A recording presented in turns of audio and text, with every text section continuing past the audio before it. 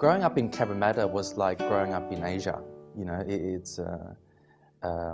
you wake up in the morning. My parents had a little shop restaurant out there, so you help, set up the tables, and you have your bowl of noodles. You go to school, you come back, you work, have another bowl of noodles, and you go shopping. And there's greengrocers, there's fresh herbs, there's great bakeries and fresh seafood, and it's really vibrant and quite exciting, Cabramatta.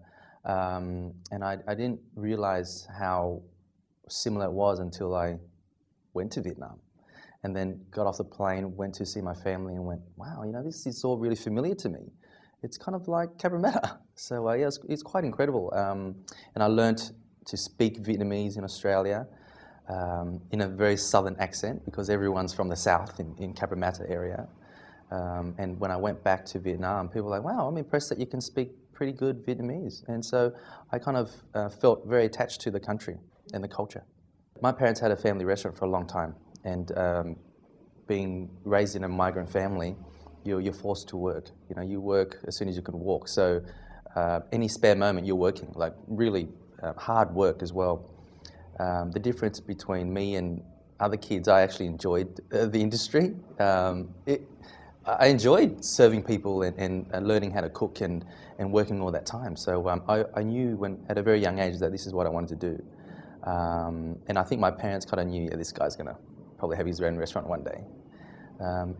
Just learning all the secrets of Vietnamese cooking and cuisine and all the techniques and how to appreciate produce and everything else was taught at a very young age. So it just became natural that I would grow up and have my own place, I think. My family taught me a lot about cooking. I guess my mother always dragged me along when she went produce shopping. For example, if we needed 5 kilos of fresh bird's eye chili, she would go to maybe 10 different stores and hand pick every chili. Okay, it's got to be perfect. And when she would send me off to buy, say, green mangoes, I'll come back and they're not green enough. She'll like scold me and go back there and So I learned from a very young age how to choose the perfect fruit, vegetable, and herb.